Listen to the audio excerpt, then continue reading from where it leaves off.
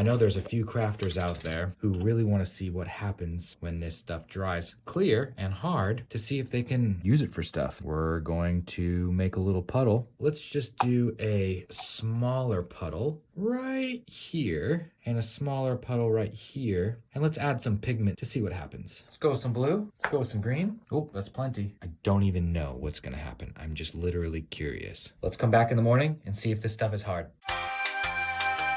I want to peel this tape up and see if I can turn these guys. Oh, you can. Now look at this. This is what the Magic Mod looks like when you peel it off. Interesting. It's very flexible and it doesn't crack or break. I wonder what this is going to look like in a couple days.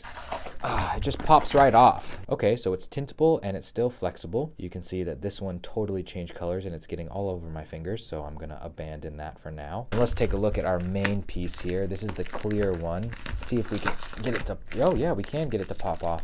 Oh wow, that peeled off quite easily. It's a little clear, so I don't know how well it will work for simulating water or other stuff, but I guess you could just tint it just ever so slightly, and it would be a perfectly flexible little deal. I didn't think it was gonna be this flexible and still look this good and shiny and clear. It's like liquid plastic almost. Wow, let's see if I, okay, you can tear it, you can cut it. This is so interesting. What could we use this for?